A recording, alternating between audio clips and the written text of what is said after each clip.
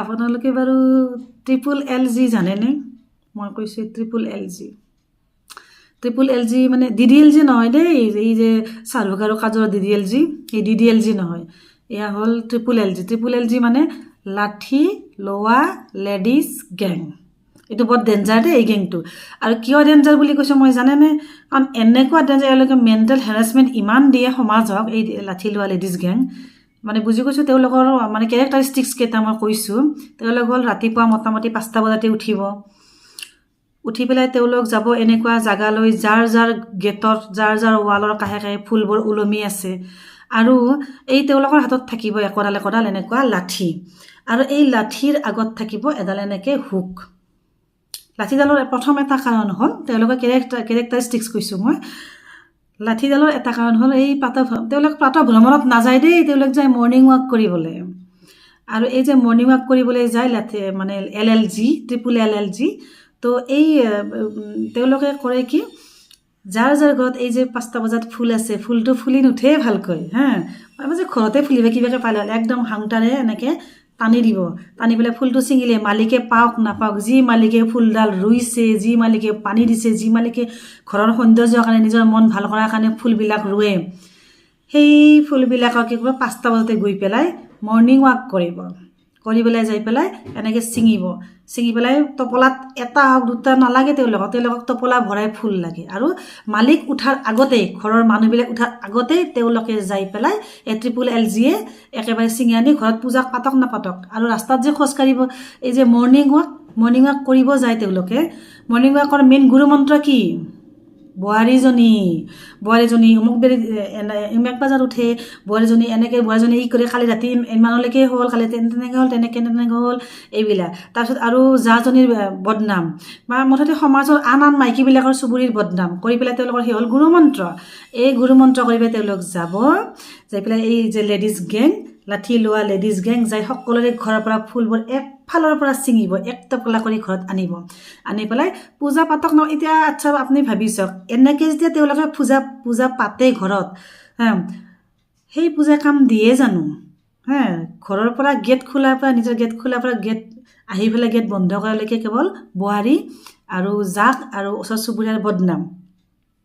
আৰু এই ladies gang প্ৰত্যেকজন মোটামুটি একেই, আৰু মানে তেওঁলোকৰ গধূলি তেওঁলোকৰ নাই, এই ৰাতিপুৱাই তেওঁলোকৰ মৰ্ণিং ৱাক। আৰু এই লাঠিবোৰৰো দুটা কেৰেক্টাৰিষ্টিক্স। প্ৰথমটো হ'ল মানে এই ৰাতিপুৱা যে 5টা বজাতে কুকুৰবিলাক ঘূৰে, কুকুৰবিলাকক খেদিব, আৰু লাঠিৰ আগত যিটো হুক আছে, হুকেৰে তেওঁলোকৰ সেই কামটো কৰিব।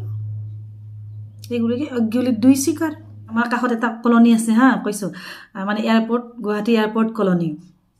তো এই কলনীটো ভাঙি গ'ল, তাতে কেইটামান ৰুৱা গছবিলাক আছে, এডাল মানে এই খৰিকাজাই ফুল আছে তাতে খৰিকাজাই ফুলত প্ৰকাণ্ড বুঢ়া আৰু প্ৰকাণ্ড লাগে। তো মই প্ৰায় দেখিছিলোঁ, মই কেতিয়াবা ছিঙিছিলোঁ তাৰ পৰা, প্ৰকাণ্ড মানে এনি টাইম ফুল থাকে খৰিকাজাই ফুলবিলাক, আৰু বহাগৰ ফালে বেছিকৈ ফুলে। তো সকলোৱে গ'লে তাতে মানে পাচি ভৰাই আনিব পাৰে। এতিয়া কথা হ'ল তাতে গৈ পেলাই কৰে কি, কেতিয়াবা যিয়ে আগতে যায় তাতে পায়, মানে ধাপাধূপ ছিঙিলে। আৰু কেতিয়াবা এই মতাবিলাকেও যায়, মতাবিলাকে গ'লে কি হ'ল কি, একদিন মতা মাইকীৰ মোৰ সন্মুখতে লাগিল কাজিয়া লাগিল, মানে কি ক'লে, কান্দা কাটা লাগিল, মানে আপুনিতো গোটেই ফুল ছিঙিলে, আমিতো এটা হ'লেও এৰো, আপুনিতো গোটেই ছিঙিলে, আপুনি কেনেকুৱা মানুহ তেনেকুৱা। তাৰমানে পূজাৰ কাৰণে আৰু এটা ফুল দিলেও ভগৱান মানে, অন্তৰেদি শুদ্ধ কৰিলেও মানে, শুদ্ধ অন্তৰেদি যেতিয়া কৰিব পূজা, তেতিয়াহে পূজা হয়। এই ফুল চুৰ কৰি আনি লাঠি মানে এই গেংটোৱে মানে ৰাতিপুৱাৰ পৰা যি গেং ওলাব নহয় একেবাৰে, এনেকুৱা কাণ্ড মানে এই এয়াৰপৰ্ট কলনীত এনেকুৱা হয়। আৰু মানে সকলোৰে ঘৰে ঘৰে এনেকুৱা হয়। গতিকে মালিক আচলতে যাৰ মালিকৰ পাৰ্মিশ্যন নলোৱাকৈ যেতিয়া ফুল ছিঙে, সেইটো কি হয়? সেইটোতো বেলেগ মানে চুৰণি বুলিয়ে কয় আৰু। গতিকে মই কথাটো কৈছোঁ, এই লাঠি লোৱা লেডিজ গেঙৰ পৰা যে ইমান মানে প্ৰব্লেম হয়। মই দেহৰাদুনত আছিলোঁ, মোৰ ব্যক্তিগত অভিজ্ঞতা। দেহৰাদুনত আছিলোঁ মই, 9 মান্থ প্ৰেগনেণ্ট। তেতিয়ালৈকে মই বাগিচা পাতিছোঁ, কোৱাৰ্টাৰ কম্পিটিশ্যনত মই প্ৰাইজ পাইছোঁ। কিন্তু এই মাইকীকেইটাই মোৰ মানে তেজ গেন্ধাই আৰু ডালিয়া মানে এনেকৈ ৰুইছোঁ, মই ডালিয়া ঠানি ছিঙি ৰুইছোঁ, তেতিয়াই গম পাইছোঁ ডালিয়া ঠানিও ৰুলে হয় বুলি। তাৰপিছত কি হ'ল, এবাৰ ফুটবল খেলতে ডালিয়া ফুল ছিঙি গ'ল, মই কান্দিলোঁ। এনেকুৱাকৈ মই ফুল মৰম কৰোঁ। কিন্তু এই ৰাতিপুৱা স্কুল বাছ থ'ব যাব, কোৱাৰ্টাৰৰ মাইকীবিলাক থ'ব যাব, আহোঁতে একেবাৰে মচ মচ শব্দবিলাক মই শুনিম কিটচেনৰ পৰা, মচ মচ মচ মচকৈ ছিঙি পেলাই ফুলবিলাক লৈ আহিব। আচ্ছা ঠিক আছে, তুমি লোৱা, এটা ফুল ল'লে হয় পূজাৰ কাৰণে। हाँ दीदी पूजा के लिए तो ले रहे हो, पूजा के लिए तो ले रहे हो, ठीक है। आप पूजा के आप अगर फूल नहीं, आपको इतना ही फूल देने का शौक है तो आप अपने क्वार्टर में लगाइए ना, নিজৰ ঘৰত নলগাই। যিমান ফুল ছিঙে, এটা ফুল নিজৰ ঘৰত লগালেও হৈ যায়, কমচে কম এমাহ পিছত ফুল ফুলিব।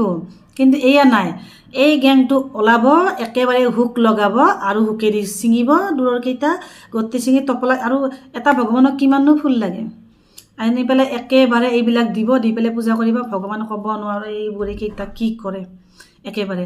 গতিকে বেছিভাগ চাব লাগিলে এয়াৰপৰ্ট অথবা কলনীৰ ফালে গ'লেও বহুত ভাল লাগে পৰিৱেশটো ৰাতিপুৱা এনেকুৱা।